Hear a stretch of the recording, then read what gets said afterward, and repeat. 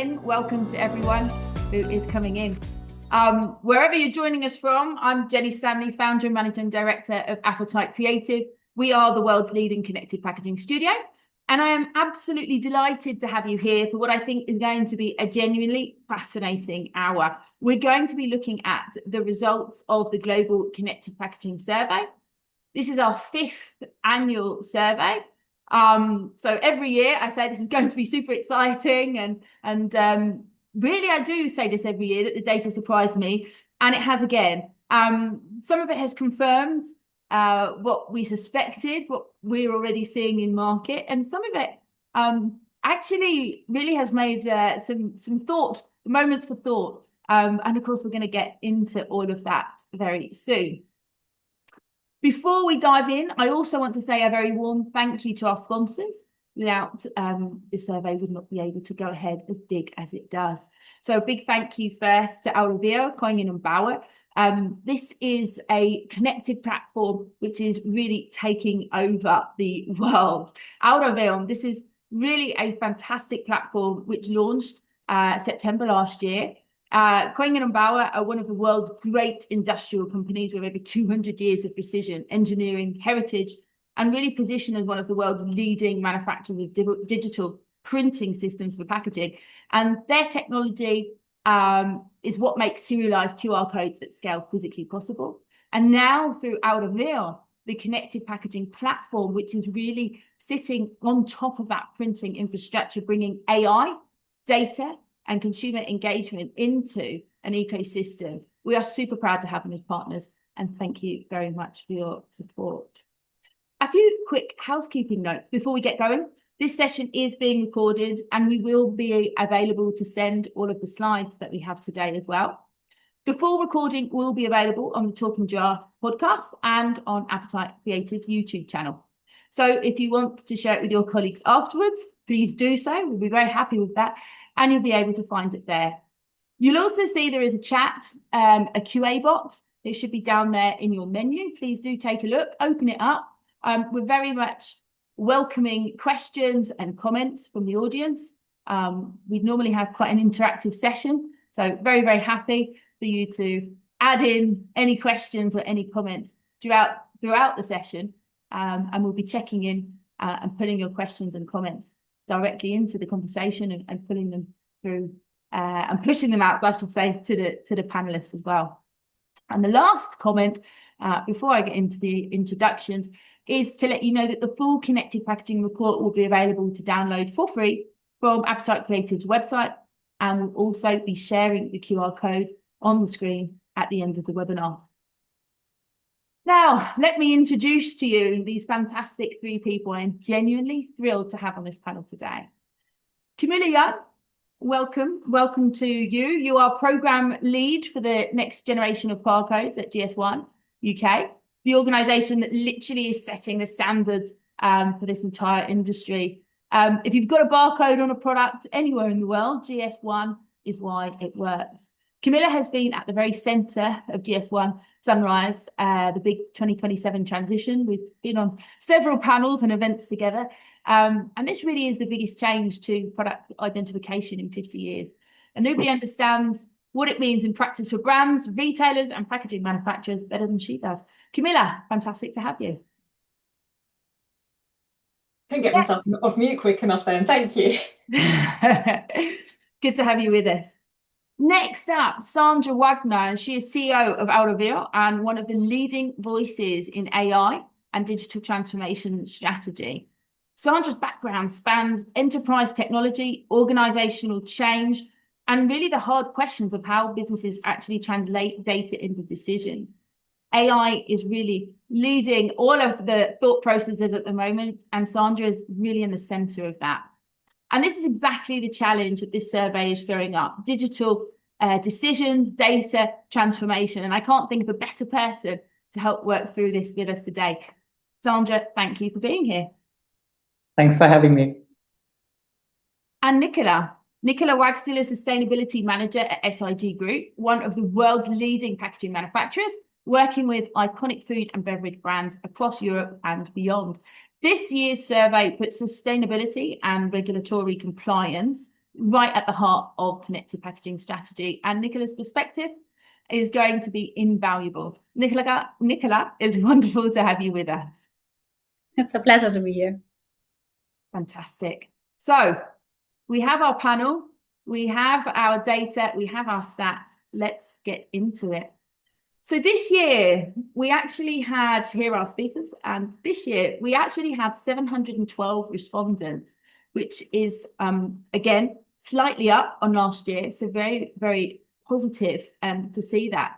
When we look at who the target audience is made up of, actually, we can see that there is a bigger or wider industry here as well. The survey ran, we started collecting responses at the end of October 2025, and we continue to have those responses open until February 2026. We did not restrict any industry or any particular country, so respondents came from EMEA, Americas, APAC, and MENA, so completely global. As I said, there was 712 respondents, which is actually a 5% increase from last year. As I say, on the single industry, there's no actual industry here that holds more than 15%. So it's very varied here. That's different from last year. Last year we had five industries, and FMCG really dominated. But as you can see here in 2026, connected packaging has kind of jumped that category friends. We've got automotive, manufacturing, hospitality in the survey. And I think that really shows us that connectivity, connected products, connected experiences, connected packaging has really gone beyond just packaging and FMCG, and it's really genuinely cross-industry. So that, for me, in its very start, was a very nice difference to see in the beginning. The next thing is to go into our important questions, and this question here is around adoption. And you can see here that adoption was 81.2%. So 81.2% of those surveyed claimed that they are using connected packaging as part of their brand strategy in 2026. That's up from 72.6 in 2025. So 72.6 in 2025 is a 8.6 percentage point increase in 1 year. And I think this is really important. When adoption crosses 80%, something really does shift. We are really close now to saying this is beyond this is setting beyond the majority. This is really then, I believe, changing the question from should we do this, or actually now is how should our approach be to do this? How is our approach compared to our competitors? And I think that's really a big difference. As we know, connected packaging campaigns are achieving much higher scan rates, for example, than traditional digital ads. Consumers spend minutes there. So I think there's a lot of different things here that are changing the engagement economics. And here you can see, people are actually adopting far beyond year on year. The next question is looking at then, of course, those who haven't, which is really, really important as well. So for those 18.8% who haven't yet adopted or aren't going to adopt, we should even say, the question is why? And you can see here the breakdown across the different answers, from lack of knowledge being the biggest one. And lack of knowledge was also the largest one last year. I think that's good in one sense, because it shows that that is something that obviously we're overcoming, where people are becoming more educated about connected packaging. And then you can see, of course, the other pieces in here as well. So limited tech understanding being the next one. So both of those really being around knowledge. Cost perception, customers don't use it and it's not required for us. So you can see there the breakdown. Again, I think the key insight isn't the individual numbers necessarily. It's that every single barrier also has declined year on year. So that shows, as I say, around the knowledge, the market is solving those problems. So I think that lack of knowledge will, I hope, continue to shrink as we go on. The next question that I want to look at is around the technologies, the technology mix, and we talk a lot about QR codes. And of course, there's also NFC. Here you can see across those two technologies, and of course the third option, which is both. And the same as last year, actually having QR code and NFC is the highest percentage. You can see here 47.1% for both QR and NFC. Now, that means that nearly half of those who are deploying connected experiences or connected packaging are actually using both. So the conversation again has shifted from which technology perhaps to which combination. So QR receiving the broadest consumer base, of course, and NFC looking generally to solve authentication or premium experience, but both together seems to be on the increase. So I don't want to talk all the time. I'd like to take a little break here and dive into a couple of questions across what we've seen. What do you think, Camilla, when we see 81.2% adoption deploying and also the highest on deployment for both QR and NFC? From your position at GS1, is the infrastructure keeping pace with that demand? And with the Sunrise 2027 approach, is that something that's really kind of pushing into the marketing strategy? What do you feel about that when you see those figures? Well, I have to say, when I see those figures, they do look quite high. And that's probably to do with the mix of industries you're talking to. And it's also probably to do with the breadth of tools that can be used to describe connected packaging, right? Because there's QR codes, but there's also data matrix or other types of 2D codes that are being deployed for different reasons. So I imagine it's representative of the breadth of use cases that are out there, the sorts of things, the different ways they're being deployed. In terms of the infrastructure readiness, well, from a QR perspective, a lot of the work has been done around hardware capability. That's thanks to my colleagues at GS1 who've been working with the POS manufacturers over the last few years, really hard to make sure that's all in place and ready to go. And remember that Sunrise 2027 isn't about getting rid of barcodes at that point. It's about enabling the scanners and making sure that the scanners can read both types of barcodes. So I guess in terms of that infrastructure, it feels like we're in a good place. Now, there'll be varying degrees of how much that tech is out in the market, depending on which country you're in as well. So there's a bit of that. I think that the biggest stumbling blocks infrastructure-wise are around data readiness. Mm-hmm. And so when you think about putting a QR code on a pack or creating a digital link, it's what are you linking to? Yeah. And so you can get the code on the pack, maybe you can do some basic use cases, but how do you link to that data? And I think that's the more challenging part. But what we're seeing with AI is there's an acceleration in the need to get data sorted in the background. We can't, it used to be that QR was the thing we went, oh, we're not sure about whether our data is ready to share with consumers via a QR code. Well, actually now you've got to think about whether your data is ready to share with machines and AI language models, and so that's becoming more of the priority, and actually then QR is just another way of showing that data. So I think we'll see some acceleration in that, but there's definitely some gaps. Similarly, some of the implementations we're doing involve printing on production lines, and I think there's still quite a varying level of capability in that space. Some of the production line technologies are quite old. Some of the applications that we need to do on high-speed lines on different types of materials are quite challenging. So I think there's still a bit of work to do to be able to implement those kind of variable data types of codes as well. There's a lot there that kind of crosses into Sandra's expertise, or we can be talking about AI, we can be talking about printing. I guess the question to you, Sandra, is, when technology crosses that adoption and companies and brands are starting to think of how do I do this, not why should I do this, I guess it becomes around how you execute it, that becoming your differentiation. And I guess the question to you is, what do you think separates the brands from just going through the motions and actually doing a good job?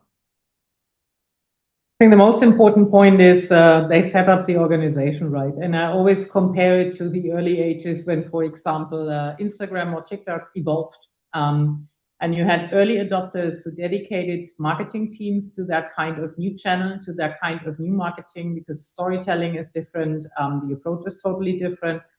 And with Connected, it's not fully similar because it seamlessly fits into the existing marketing campaign, but the channel is new or newer, let's say, and has to be worked with in a different way. And brands who understand that and see that not as a one-time Christmas fun thing, really seeing it as an additional marketing channel. They dedicate resources, knowledge, campaigning around it. And that's when you see, okay, this is serious. They're seeing it as a serious channel to engage with consumers. That's really a true sign. Yeah. Definitely. I think what you say there, dedicating resources, not just snapping a QR code on and sending it to your website and going, well, that'll do. Yeah, absolutely.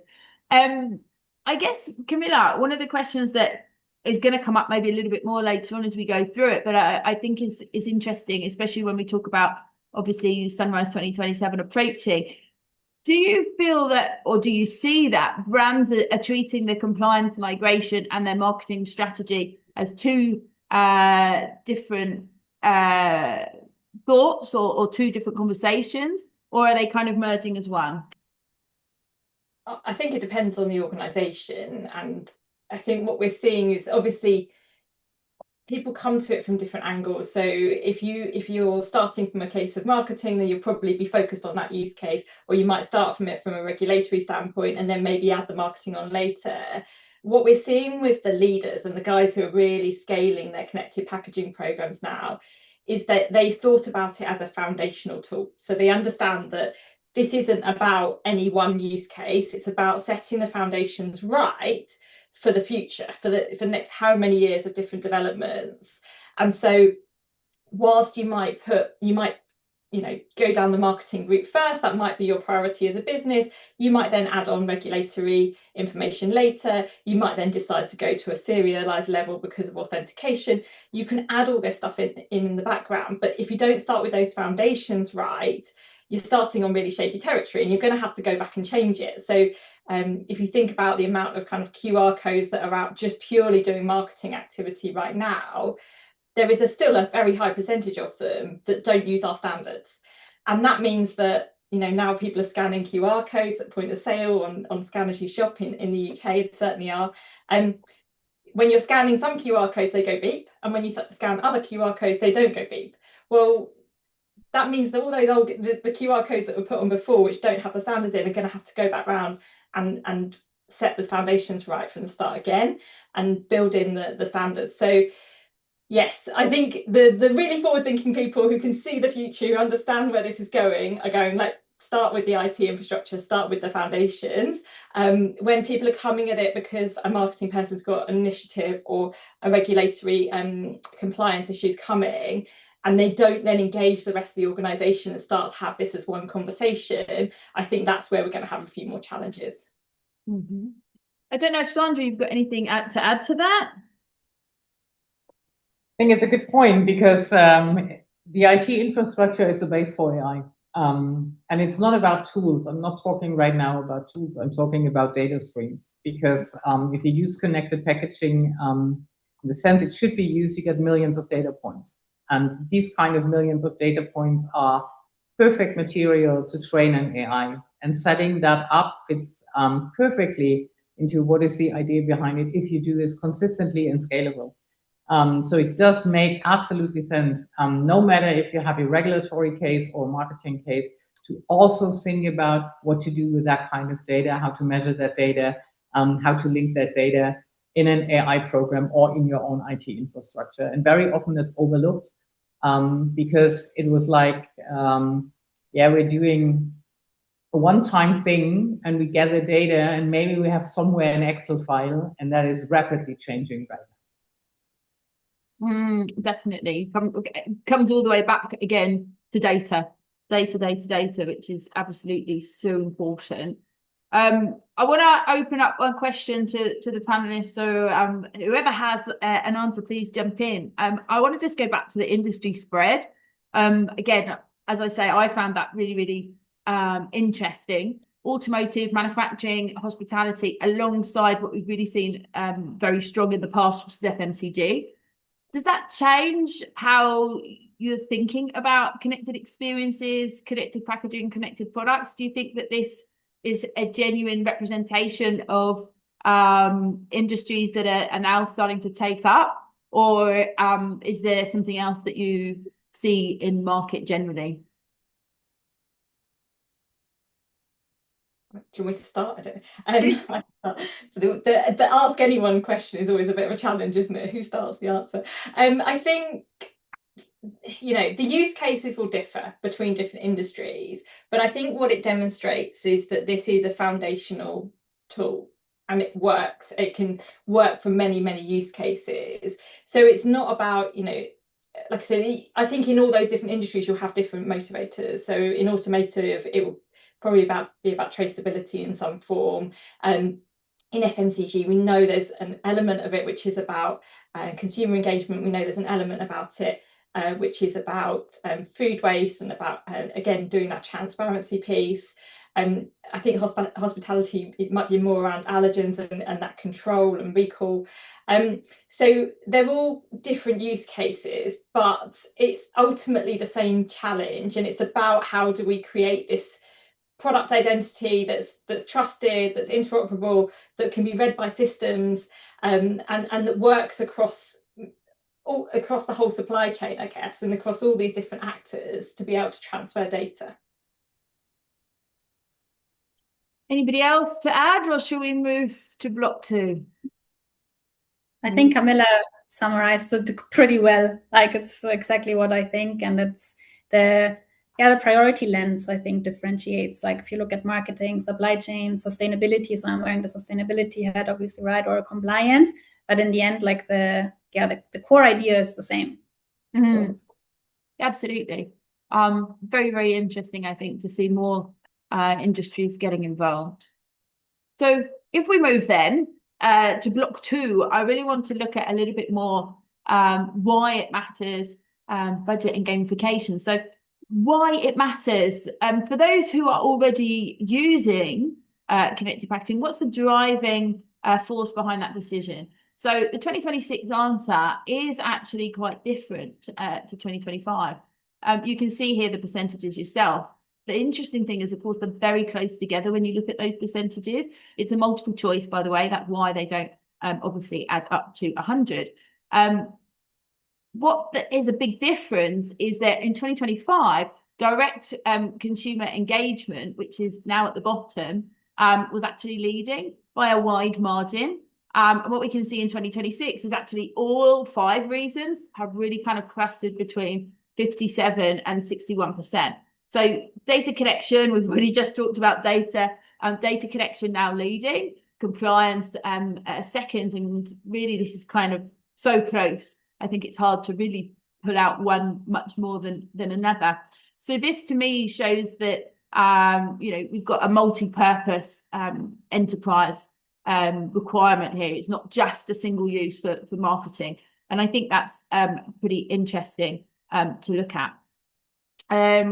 If we move then to our next question, it's about the budget. So we know why you might be getting involved, but what would you actually spend on it?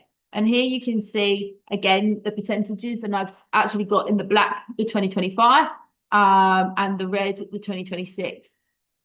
So as you can see, the lower has slightly reduced, and you can see then we have an increase on the highest, 51 to 80 and over 81.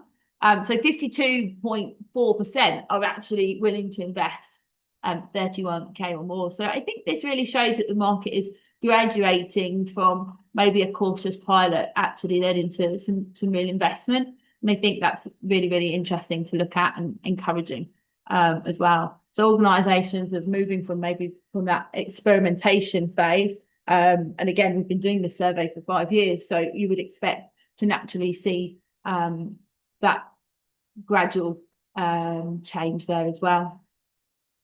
The next question is staying on spend, but it's looking at your increase on digital spend as well. And I don't think it will be any surprise that people and respondents are increasing their digital marketing spend in 2026. So we can see here you've got 75.7% looking to increase their digital marketing spend this year in 2026. And again, that almost aligns with the connected packaging sweet spot as well. So you can see that actually these two things are coming together. Then if we look by how much they want to increase that spend, you can see that the largest increase really is that 22.2%. So they're really looking to spend money on digital, and they're actually looking to raise their spend quite significantly. So again, we can see that digital, unsurprisingly, is a channel which is going to see an increase, not just connected packaging. Gamification, of course, why? Why are you using it for gamification? And this is really important, obviously, to Appetite Creative, but also to the drivers. And what you can see here is 67.7 have already used some type of gamification in their connected experiences. That's actually up from 59% in 2025. So it's a nice increase, which you can see there. So they're more likely to land if they're going to be doing something with gamification this year than last year. And again, I think that's really important. We know gamification obviously increases that dwell time. So again, I think there's some again differences in why people are really thinking about, or brands are really thinking about, they're going to use connected packaging, and it's not just, hopefully not just going to a website. So again, really, really interesting, super positive there as well. What type of gamification is question 8 from the survey. So you can see here that mobile games are leading. I think that's pretty obvious. People like to play and do lots of things on their board. I'm sure everyone has heard of Candy Crush. So here you can see kind of the reasons what type of gamification is used. So as I say, mobile games are leading, they're instant, there's no specialist hardware. Quizzes, they're now actually second, which always surprises me. They were really high up last year as well. But people like quizzes, and every answer is also a data point on preferences, purchase intent. So brands can obviously see the benefit from that, and consumers obviously enjoy those as well. AR is up there as well, 42.3%. This is a major jump, and I think this is probably coming from the fact that technology is a lot more accessible. You can do a lot more in browser with AR that you could do in past years. So also the cost has come down, so it's more accessible to mid-market brands. So I think there's some interesting parts there. And then we had some open-ended responses that gave us glimpses of real innovation. One respondent was describing how they wanted to involve AI dialogue triggered by BLE notification. BLE is Bluetooth Low Energy.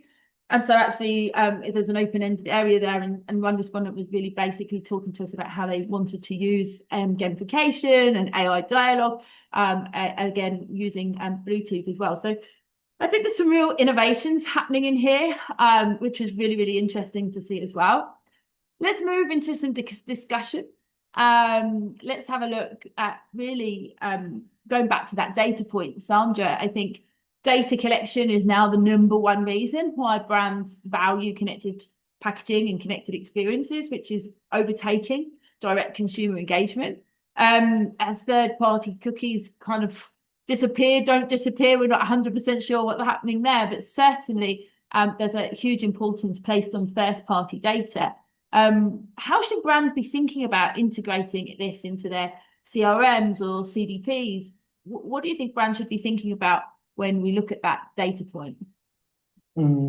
I think the integration, it actually is not a big deal, because if the system itself, the platform itself is built on new technology, then you easily get API calls to any kind of system you have. Doesn't matter if it's a CRM system or marketing system or whatever. So that is an easy to solve problem, let's say. I think what's way more important is to think about what kind of data do you expect, what kind of data do you get, and what is your learning out of it. Because if you get anonymous data, then it's mainly based on your campaign and on your target group. And when you have that data, it either leads you to, is that data helping you to achieve your target? Doesn't matter if it's more sales or distributing your consumers to e-commerce solutions, to your own website, to your own brand app. Is it regulatory build it? Is it educational build it when you have tutorials or that kind of thing? So I would say the data comes, the transfer of the data comes in the end. But the first thing you need to think about is, what is my true target, what I would like to achieve with that kind of campaign I'm doing? What kind of data can I expect to get from the campaign I've built it? And what I do with that data afterwards when it comes to like post-sales working with that kind of data. So it's really like a classical business process where connected and data is one stream of it, probably one of the main streams when you look into AI, because these kind of data points beautifully fill into AI. But it's a bigger process. It's not only an IT project saying I'm building APIs and we just distribute the data, because this is like that little piece of a very bigger process, let's say. Yeah, that's a really good point. And I think what you're saying, you know, what is it that I want to find out, and then kind of build from there. I think that makes really perfect sense. Great. Well, to Nicola, we saw some stats around sustainability there. We saw compliance at 60.7 and sustainability at 60.4. So very, very similar. They're almost level with data collection as reasons for investment. For brands in your markets, and you're obviously sat, well, you're not obviously, you are sat in Dubai, people don't know that, where regulatory environments are different to Europe. How do you make the case for connected packaging where you don't actually have the digital product passport, for example, coming in as a driver? So yeah, I'm based in the Middle East and Africa. So, and in this region, connected packaging, yeah, it's not a regulatory requirement yet. Obviously, it can be used, and sometimes it also is already as an opportunity or as a strategic enabler. And so in the region in particular, if you look at the regulations, we see a lot of regulatory developments accelerating across the region, the Middle East and Africa, whether it's through the extended producer responsibility schemes, they're heavily discussed. We have recycling targets as well. Like Europeans might be a surprise, but there's a lot of discussions going on. Even carbon reporting frameworks are enforced already. So following basically the European standards, but I would say accelerating and also implementing much faster. So whatever is happening now in Europe might come to the region quite quickly. So the direction is, I would say, pretty clear. It's more accountability, more traceability, and also more transparency, what already the discussions are going to. So for the brands, also now they are already under pressure from the retailers, from consumers as well, and the global headquarters. Like, I mean, we are all globally connected, right? And for example, if I look into South Africa, recyclability is a huge topic.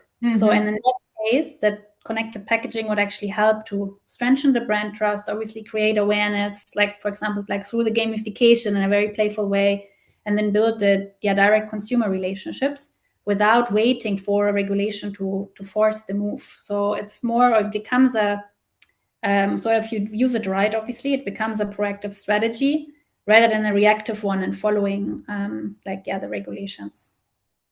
Yeah, that's a really good point. And there's actually a lot around the sustainability and the compliance of the EPR and all of those different sustainability regulations. And I've been to a couple of the conferences out there. So there's definitely a huge focus on that. In terms of, we have a question actually from the audience, and this comes from Harish, and he's asking, have you come across any fashion brands or retailers using connected packaging? Has anyone got any solid use cases to share? Camilla, I know you're smiling because you probably want to talk about Tesco's. I don't know. Not on fashion, actually. I will talk more broadly on fashion. So there's a few different use cases that we see. So one being around brand protection, so particularly preventing returns fraud by using a combination of RFID and QR or 2D code. We're going to come on and talk about serialization, but it's at that unit level where you're tracking products through the system. Also, obviously, with the RFID, you can then have better hold on your inventory, which can be really challenging with apparel. So we see that as well. And then what's emerging, and we'll get more of this once the final regulations have been published, is digital product passport. So this requirement that's coming through the EU, but also some of the other markets, and we know China's developing a DPP as well, to give more visibility to the consumer of the journey of that product. So that's partly upstream, so what's been happening before it arrives in the store, but also downstream and thinking about how do you repair it, how do you perhaps resell it, how do you recycle it? If it's thinking about that whole journey of the product, and you need a way, because it involves so much data, you need a way of getting that data as a consumer. You can't put it all on a label, and that's why we're seeing it come through into QR codes, because you can scan that for your phone and then access the information about the product. Thank you, Camilla. Hopefully, Harris, that gave you some examples. We've got tons more, so do feel free to reach out and we can send you some other examples. I want to just move back to gamification. So we saw some stats around gamification in those last slides that we looked at. Sandra, if gamification is reaching 67.7% and AR games is 42.3%, so they're both high up there. How do you see AI changing what's possible over the next 2 or 3 years? We're already seeing some examples. We had Sunny Oil's AI-powered recipes. Danone Alpro was getting 14% scan rates. Is AI-powered personalization the next frontier? Yes, also. But I think the most important thing will be with AI, you can prompt a person.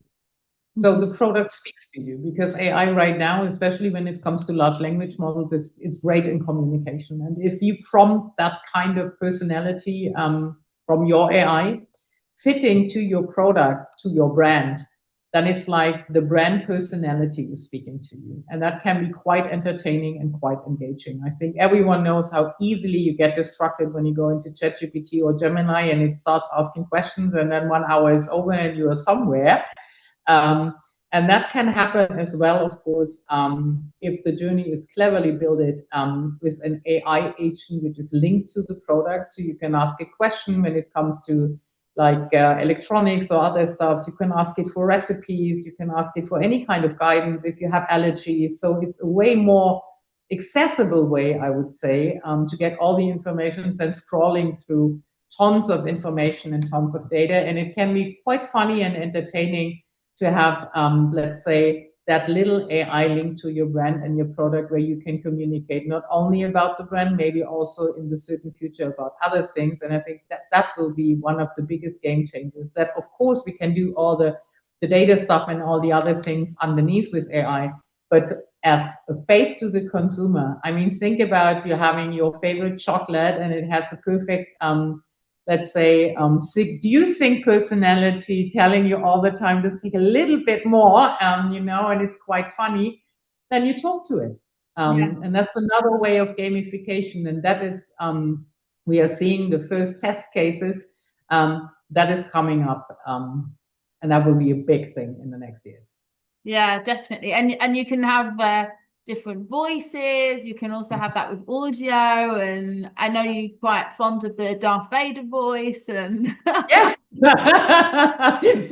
right. Well, maybe not for the chocolate brand, but I think it's really exciting. I think there's so many different creative possibilities when we think about AI gamification. And I think what you're talking there about the brand really being able to have its personality, and we talk a lot in marketing about brand personality, but actually bringing that to the consumer in a way that they can actually interact with. I think that's really exciting, and I think brands are going to really enjoy and benefit greatly from that. I've got a question actually from the audience again. It's regarding connected packaging regulation.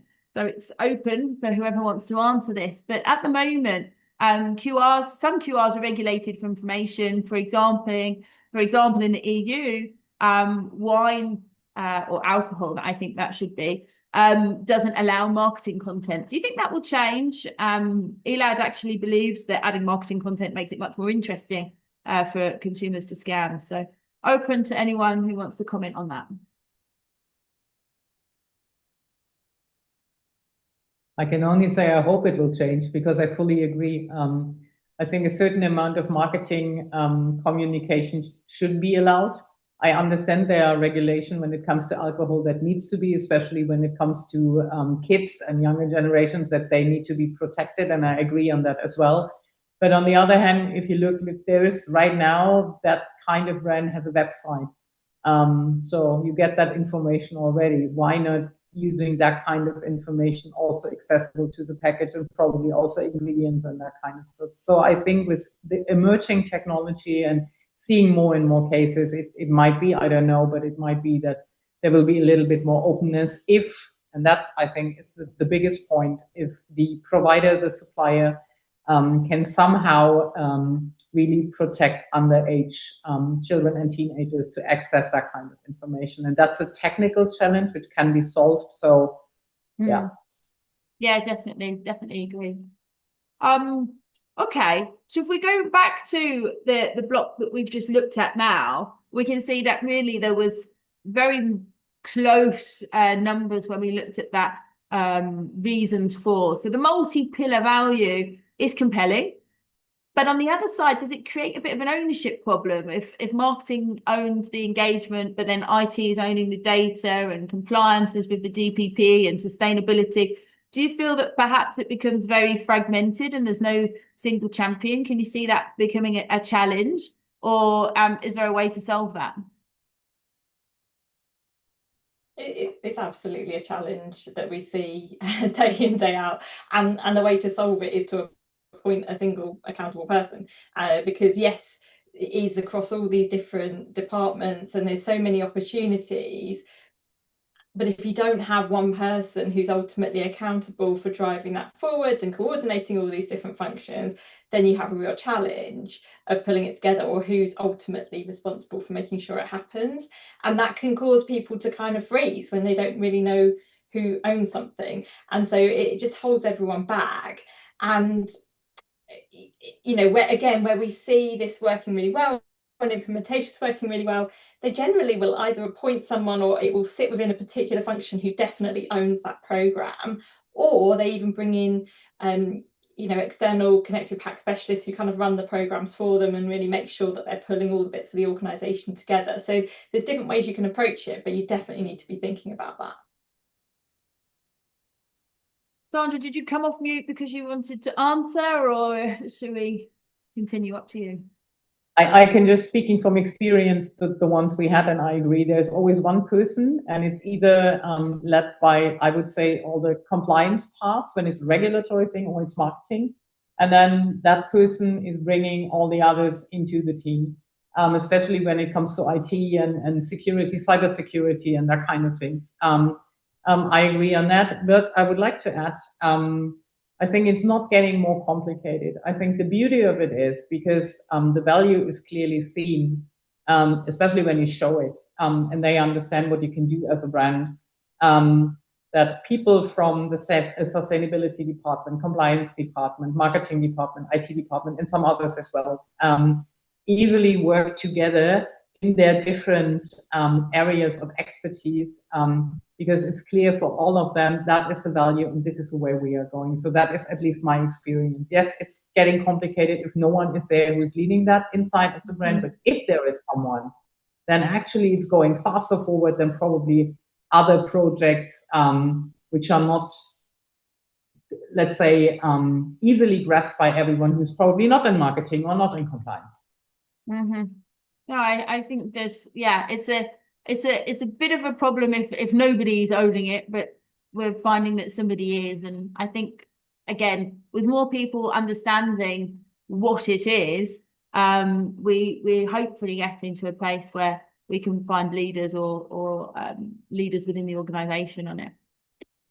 All right, let's move to our next block. And I really want to dive into the strategic drivers for 2026 and beyond. What do brands really think? And there's a big shift here, actually. In fact, I think this is the biggest shift in the survey. So basically, what we asked was, what do you see as the drivers for connected packaging for your business, for your businesses? And authentication and counterfeit has actually jumped from fifth place into first place.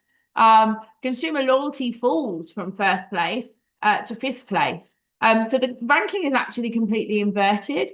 And again, we have a wider industry response. So perhaps there's definitely going to be some interesting convergence and change based on that. And I actually think if we look at this, we actually can see that there is quite a positive story you can say from here as well, which is that the authentication and loyalty change is quite interesting. And I think perhaps because also we're looking at that wider range, counterfeiting is a genuine and actually it's a growing crisis.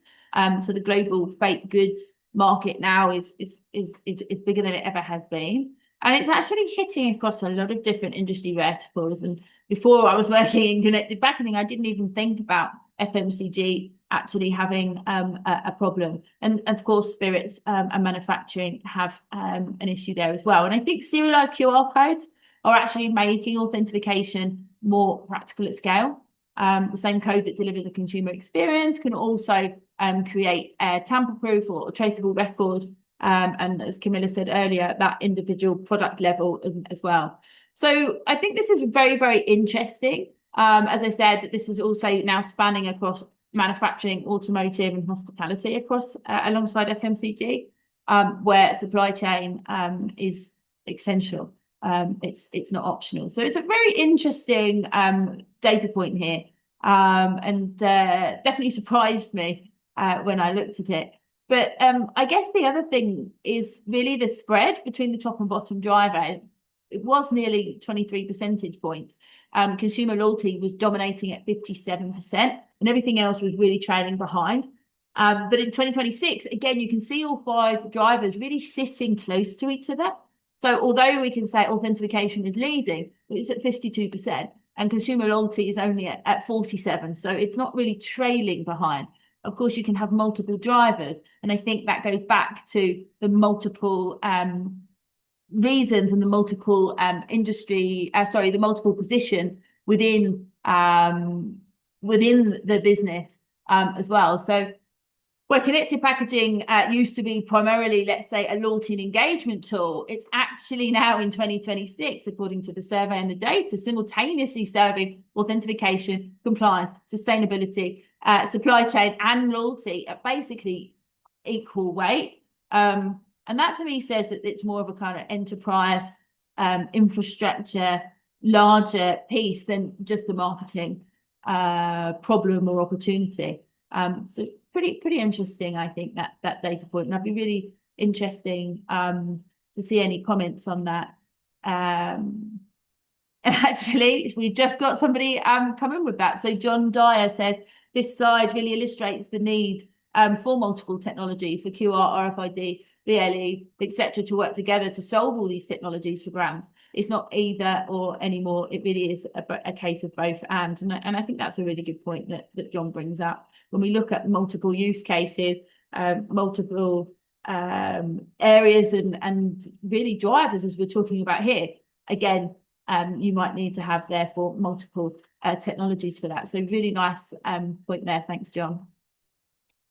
If we carry on through the questions, we can see that the level of interest in serialized QR codes has really increased as well. So 73.2% rate their interest in serialized codes at a 4 or 5, 5 being the most important. So this is probably one again of the fastest moving jumps in the survey. A jump of 71.1 points, one of the fastest moving, as I said, as well. So really, really interesting there. Again, serialized interest, serialized being more useful and attainable than it has been before as well. As we move forward, we can see again, are you planning your connected packaging? We've already heard that that's a very positive yes, which is really nice as well. And then lastly, on that section, we look to the importance, and 92.3%, that's up from 88.8% in 2025, believe that connected packaging will be increasingly important to the packaging industry. Only 7.7 remain skeptical. Here you can see the progress through the years, so 80 to 88 to 92, so it's pretty up there. And then you've got who manages the spend, and again, this is very spread out. No single department is dominating here. It's marketing, IT, supply chain, finance, all of them roughly holding equal stakes, really kind of reflecting what we were just talking about before as well. And I believe that's a sign of maturity. Again, we've talked a little bit about coordination challenges as well. But let's take a look to our panelists to see if we can discuss a little bit the data here. So authentication has gone from 5th place to 1st in a single year, and consumer loyalty, which led everything in 2025, is now last. Really, does this surprise you? Has anyone got any comments on this at all? I open it up to the panel. It doesn't surprise me, I guess, on 2 counts. One is, like you said, I think the maturity and people's understanding of the technology and the capabilities has significantly progressed. But also because of your mix of categories in this year's survey, there's more of those kind of higher value categories where that serialization becomes even more important. What I would say is, I've forgotten the point I was going to make there. No worries.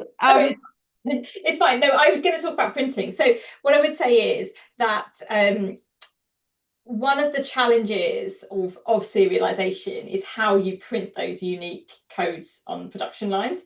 And I think there's been so much work that's gone in over the last couple of years to really getting our heads around that, trying at different stages of the process, working out how we can do this efficiently. So I think there's also a level of technical capability that's grown in the last few years around that serialization piece and how do we get these codes onto pack.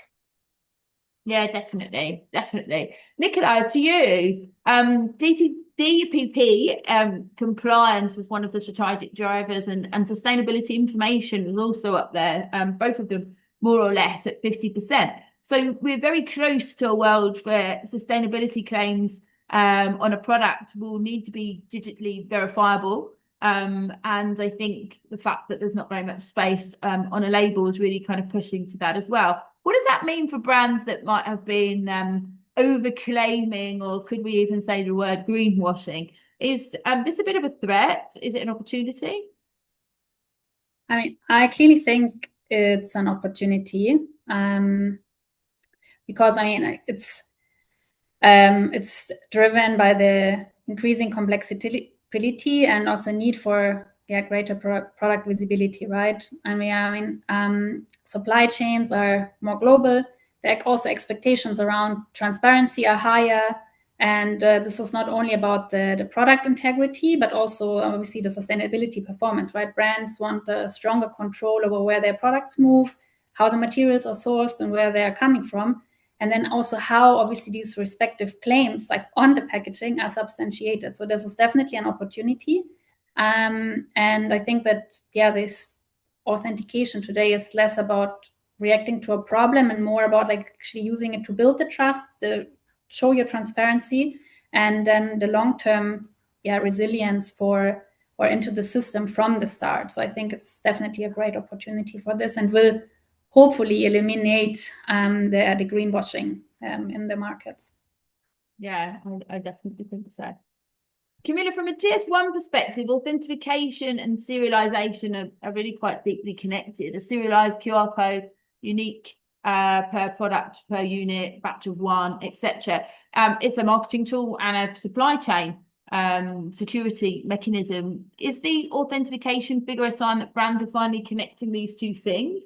And what does that really mean when you talk about serialized authentication via the GS1 digital link? Is it different? So there's quite a lot to that question. I think that what we can see is that there is capability to do it within digital link at scale. Okay, but it's not foolproof like anything. You can add a serial number to that code. You can then cross-reference it against a database of what codes have been issued. You can see if something's been duplicated and been scanned multiple times, so you can start to understand that. You can start to see hotspots of where products are ending up and perhaps deduce things from that as well. So there's definitely capabilities around that. You can then add on additional layers, whether that might be, verifying the seller, for example. If you think about schemes like Amazon Transparency, where they kind of put on different layers of authentication, but using that digital link structure that's in the background. You can also add things like RFID and NFC, which again gives you additional layers. Ultimately, there'll always be bad actors out there, but it's about thinking, I don't know, what's the value of your product? What's the, what scale do you need to do this on? If it's huge scale and it's low value product, then probably QR is the way to do it. And that gives you a really great way of understanding where your stock's ending up and being able to authenticate it. But if you're talking about really high value premium items and you want to have that, give that real, like that authenticity stamp to the shopper who's bought it, then you're probably going to be laying it with other technologies. Yeah, definitely. Sandra, loyalty dropping from first to last place sounds really alarming, perhaps. Would you say that that's a true story, or would you kind of look to the convergence story being the optimistic? Is it something that brands should be thinking about? How do you feel about those numbers that I just shared? I think the demand from the consumers has changed, and it's really more about transparency. It's probably more about sustainability information. It's more about educational content. So I think it's a clear demand from consumers when it comes to trust and transparency, and we see it when you look into other surveys which are more related to brand linking to consumers aside from connected packaging. So therefore, for me, it's natural that loyalty programs and other stuff just go a little bit more down, because it's not alarming. It's just the demand from the consumers changes significantly. And I think for brands, it's wise to watch that kind of trend and adjust their storytelling perspective on that kind of demand. That would be my outlook, my view on that. Yeah. I think it's a great one. And I think when you look at that convergence story as well, actually you've got a lot of different industries which are looking to use connected packaging, connected experiences as well. So that naturally is going to change that as well. I think it makes good sense. Yeah.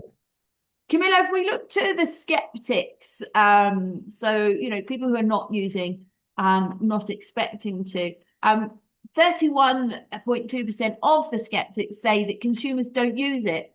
From your conversations with GS1 members, what do you hear about real world scanning environment? What kind of drives higher and lower rates? What does the real scan behavior look like? What do you say to brands that have a bit of an objection to avoid investing in it? Yeah, and I think the real scanning behaviour is really varied, and it varies depending on quite a lot of different things. So you've got to think about what the product is and what the category is, what's the context this shopper's in. If it's something they buy every day and I don't know, like it's a milk or something, and they buy it every day, they know what's in it, they don't need to like research it before they're purchasing, then really what reason are you giving them to scan it? That's probably going to be something more around a loyalty scheme, or maybe there's some kind of competition or something exciting that people can get involved in. If it's a more complex category, and I've worked on some really complex categories in the past, particularly within healthcare or within beauty, where people are really struggling to make a choice of the fixture and they're taking a long time there, then you're thinking about what information can I give them? Is it reviews? Is it information about different products within the range? Maybe it's a way of kind of product selector or something. So you've really got to think about who's your shopper, what context are they in? What are you showing them when they scan it? Are you making it worth their while or not? Where is it located on the pack? Is it obvious? Is it, you know, the Bayer example, I've got it here. It's oh, I can't show you. It's right at the front of the pack. It's saying scan me, right? It's right there. It's in your face. It's saying there's something valuable here that you want to look at. If it's on the back and it's hidden, then maybe you're going to get lower scan rates. Similar to call to actions, are you telling people what they're going to get before they scan it, or are they just kind of doing it on a hope and a prayer? So I think you get this really wide variety. You can massively incentivize people. I've seen super high scan rates, like over 30%, but that's if you're giving them like a free giveaway or something where they know they're going to get a guaranteed result from that scan, and then you'll see really low ones. But I think what's interesting is when you step away from just measuring it on pure, oh well, what percentage of people are scanning them, and thinking about it in relation to other media channels. And actually it's a really cost-effective media channel, because you're not having to pay every time someone's scanning that code. It's on your pack, it's on your real estate. Actually, that shopper is very engaged in your product, very engaged in your brand. They're some way down the funnel in terms of the journey. And so the data you're getting from it is really valuable as well. So yeah, I think the people who kind of come up with that, I understand it. And it's also, we're in a really interesting place where at the moment the QR experience when you scan it is really inconsistent across different products. So then I put it back to them to say, well, what is it you're trying to achieve, and are you giving something valuable to your consumer? I think that's a really big question, and actually at Appetite Creative we come across that a lot. What is it that you're actually giving to the consumer, you know? And that always goes back to, why would you link to a website? But I also think it goes back to what Sandra said earlier as well, which is, what data do you want to collect? And if you can kind of then start to ask those questions, you then start to build up, well, okay, if we want to collect this and we feel that our consumers would want this, therefore we can create an experience that actually delivers some value. And it's got to be a value exchange, you know. Got to be a value exchange. There's got to be a clear call to action, as you say, not being on a hope and a prayer, and also placement on packaging as well. So I think those are some really, really important points, tips, guidelines to brands who are involved, and also brands who are looking at it. Steph says, love that, Camilla. Connected value and connected people. Accessible and inclusive requires brands to be bold and brave. So yeah, that's a nice comment there from the audience. Thank you, Steph.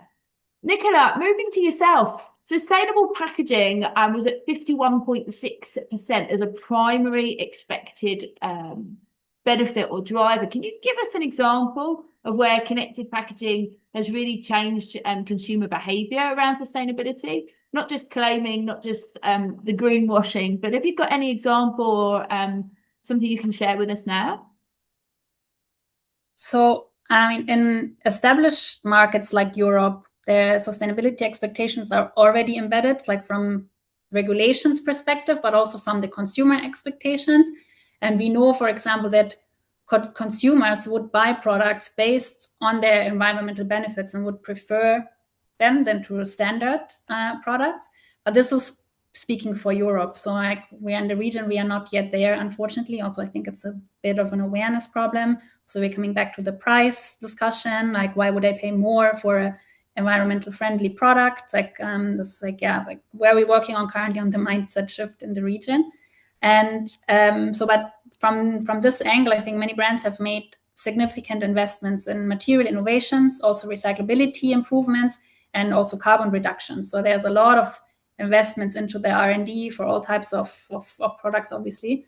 And so the challenge is here to how to communicate this clearly and credibly. So obviously a product passport or connected packaging definitely helps or creates space beyond the label, and which allows brands to explain the material composition, all the work they have put into the sourcing decisions, also the recycling infrastructure or the instructions, what to do, what not to do, coming back to the awareness point, and then also obviously the environmental impact, because I think a lot of consumers are not aware of certain types, so this definitely helps, and this gives a more detailed and transparent way when we're coming back to the transparency. Definitely strengthens the positioning by making the credentials visible accessible and also verifiable for the consumer, which is like a huge point. Definitely. And somewhere where they can access in their comfort of their own home. There's quite a lot of information there. And you talked about carbon tracking at the beginning as well. If, actually there's some regions or some areas within the region that you're sat in at the moment where that's something that's really kind of moving towards. That's something that you don't really scan and understand in the supermarket. I think a consumer is going to want to understand that from the comfort of their home. All right, so if we stick with the skeptics then, Sandra, I'll come back to you, and 8.3% said it doesn't work. So that's a small amount, but I think it does matter. What are the most common execution failures you've seen, and how does a brand build a proper ROI framework before they launch, so it doesn't become a failed project? Mainly it's not the right campaign or having a boring experience. And I think everyone from us can relate to that, because if you scan a QR code and you just land on a normal website, you will never go on that again, because you can do that on your own. So if there is no real experience behind it, and I'm not talking only about fancy stuff running around the package, I'm really talking about value for their consumers. That's one point. And the second point, and this is very often the case, you miss your target group because you think you know the target group, and probably it changed because things change. So your target group already changed and you didn't know that or didn't get the data to know that. And then it can happen. You have a beautiful campaign, but it misses because the target group already, or your consumer group already changed a bit.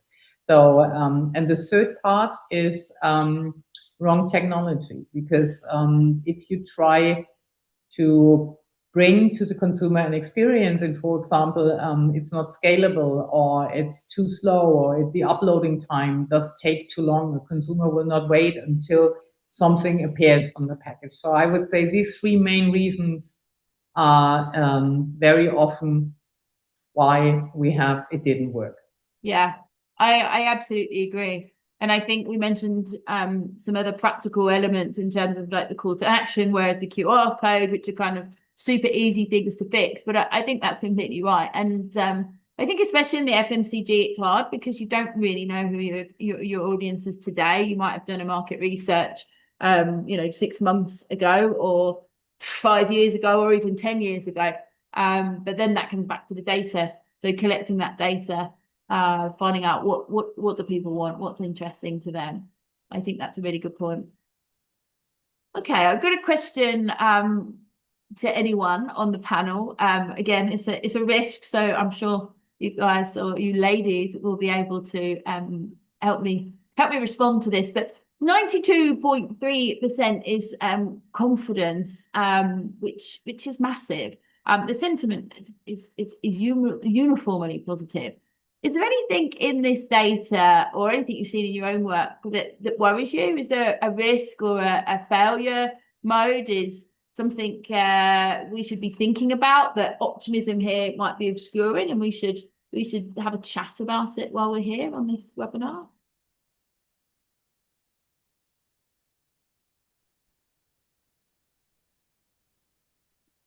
I'm an optimist, so you're asking the wrong person.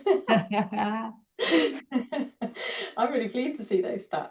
I think for me it's that, the only risk is if people go off and kind of build things that aren't built for the long term, that they kind of see the shiny object in front of them and go after that. And maybe it's like someone, thinking, I'm just going to do this authentication piece, or I'm just going to build a DPP with this provider or something, and get locked into a solution that doesn't build them for the long term. So it's about thinking not just what do I need today, or what do I fancy having to go out today, but also how can I layer more things on top of this, and really seeing it as that infrastructure rather than a one-time project or a short-term campaign. This needs to be seen as a long-term change that's happening to packaging, where we're turning it into this kind of we're linking the digital and the physical experiences a once and for all. I really hope we're bringing them to that fragmentation, and we bring that together. And once you see it like that, then you build as infrastructure, and you start to then layer on the use cases from that, rather than start with a use case over here without thinking about what that whole journey might look like. Yeah, and maybe I change the question a little bit as well, as to, what do you feel about the data? And, obviously I come to both of you, Sandra and Nicola, if you don't feel it's obscuring anything, and it's positive, or, is there anything else that kind of grabs your attention when you look at these stats? I'm actually just going to share my screen as well, because here we can see kind of the summary of the stats here. I'm sure everyone can read them, but it's mainstream adoption. There's very big numbers there. I'll leave them on screen. I'm sure either Nicola or Sandra, you want to jump in and comment to something here. I'm in between. I can't say if it's a challenge or an opportunity, but I assume. So what will happen is we have regulatory that drives adoption. So we will see a lot of cases which are okay, let's say it like that, which is a big opportunity for companies to drive cases which are mind-blowing. But it's also a big challenge for smaller companies to get recognized, because if you are overloaded with all that kind of, campaigns and stuff on packages in every variation you can imagine, I think that will be, especially for smaller brands, that will be quite a challenge to stand out and have a good experience, aside from I'm just providing some kind of information. And this is why I'm like, it's a challenge. It can be an opportunity. It's really depending how you see it. Are you the first mover? Are you in the middle? So I think that is when it's rolling out now with all the regulatory stuff, we will see a lot of stuff. And there lies, as always, a threat and an opportunity inside. Absolutely. This is how I read the numbers and everything we discovered in the survey. Yeah, I think so. I think it becomes an opportunity, and of course at the same time a threat and a challenge. How can I differentiate if I've been a leader in this space, but now everybody else is joining? What can I do next? I think it's a really interesting point that brands really need to think about. And again, I think it's a good thing that brands need to think about, because it's the opportunity to create an experience that delivers value to the consumer. And by doing so, of course, you'll get more scans, you'll get more engagement, you'll get, therefore, more data, which, of course, therefore benefits the brand. So it can become this really positive cycle. Nicola, was there anything there that you felt was particularly striking to you? How do you feel? What's your sentiment to the data? So I see it overly, I think, more positive. So if I compare it, or like before, when it was more like marketing focused, so more on loyalty and so on, but now it's more like, the shift towards the infrastructure thinking, right? We have the different departments coming in, authentication, compliance, sustainability. Obviously, I'm very happy to see sustainability like on such a high percentage, and like seeing or getting the confirmation that it's really an important topic.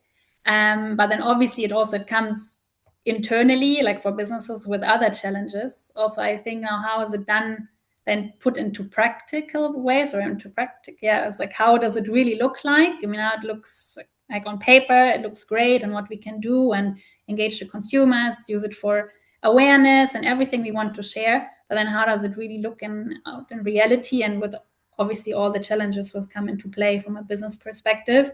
And then also, once the regulation is fully in place, you have to follow and comply. How this will be also, as Sandra said, for smaller businesses, right? Like there's like might be an additional burden or so. But overly, I would say I see it positive, and I'm actually really happy to see sustainability on a high percentage. Yeah, absolutely. I think there's some really nice changes there. I mean, a question open to the audience. You can use your Q&A box there to let us know. How do you feel about this? Do you see anything that's surprising? Is there any questions that you'd want to ask us on the panel at the moment while looking at this? And, when we look at those conclusion points here, there's some really big numbers when you look at, the 92.3% of confidence. That's, nearly 100%. The skepticism collapsing, fantastic. The statement actually on the survey says, it's a fad. There's fantastic decrease there, and obviously there's regulatory mandates which are kind of diminishing that completely. Again, the campaign planning, the budget that's going up, so there's real commitment there. It looks like strategy rather than pilots and experimentation. Gamification being massive in there, of course, super interesting. It is for the marketing, but very, very interesting there as well. The big shift, as we said, really kind of bringing in sustainability and authentication, jumping from fifth to first, and loyalty then kind of moving down, but everything very close when we look at the percentages. And then at that enterprise-wide ownership, the marketing, the IT, the supply chain, the finance are all being equal stakeholders really, which is again what we said, moving away from marketing only as something actually that goes right across the industry. Again, I open up the questions to the audience. Shanu actually has asked a question about India. He's from India and really would like to know, is this possible? How can I do this in India? Has anyone got any experience of a campaign or anything that we can help Shanu with right now?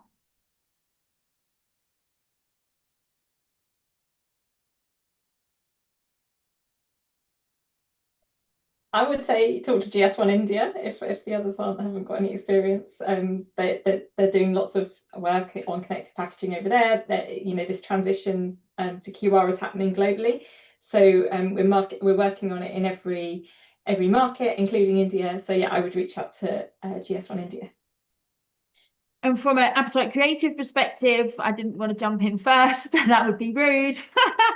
Actually, we have two really nice case studies. One's a traceability for a salad dressing oil, where we look at where was the crop grown, at what temperature, who was the farmer. So there's some really nice traceability case studies. So please reach out to me and I can share that with you.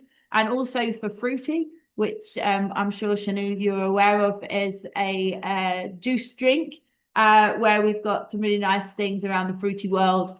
And you can kind of explore the world and do some gamification there as well. So this is two nice use case studies.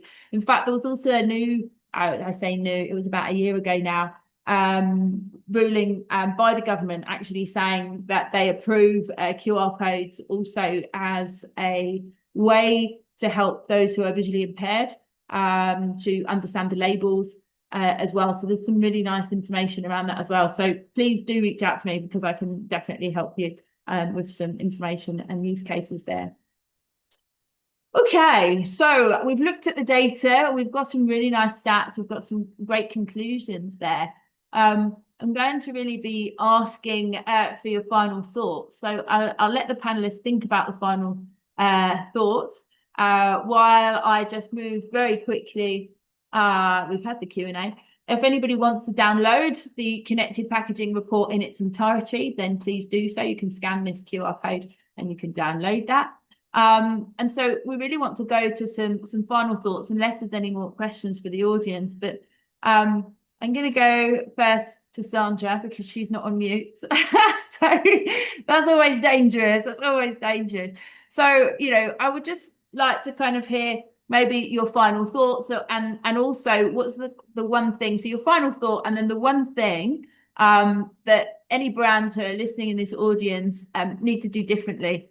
So I'd love to hear from you, Sandra. So from the data we've seen, more or less everything goes up, and that tells me it's no longer a journey to educate. It's more a journey to execute and implement right now. This is how I see the data, which is very good. It makes me very happy. And for the brands, I would say see it really as an extension of your biggest brand ambassador, your package. And that's a beautiful brand ambassador, and work on that. Yeah, I like that. Think about your brand ambassador, your packaging, your product. Yeah, makes good sense. Okay.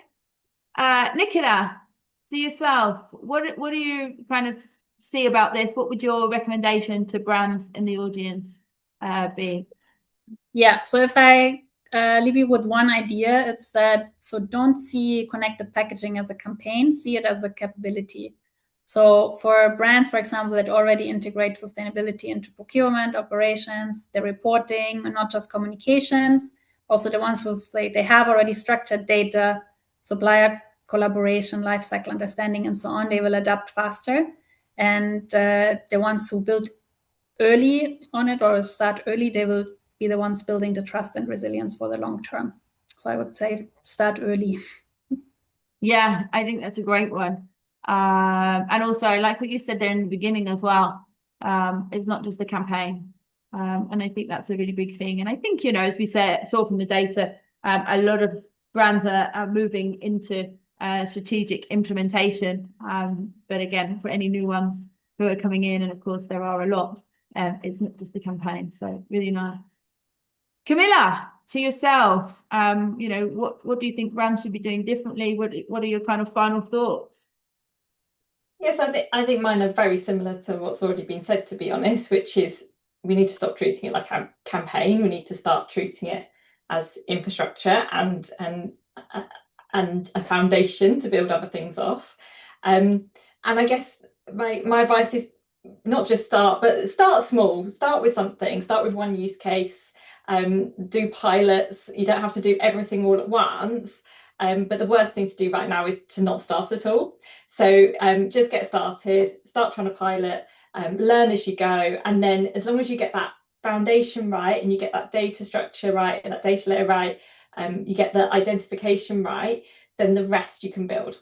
And as you mature as a business, as you mature in your understanding of connected packaging, you can add more use cases as we go. Absolutely. Absolutely. Just start.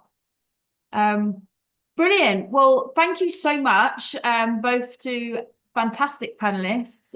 Also, of course, to all of our audience, thank you so much for the fantastic questions and comments. And finally, of course, thank you to all of the respondents, which, of course, without them, we wouldn't have been able to have this fantastic data set.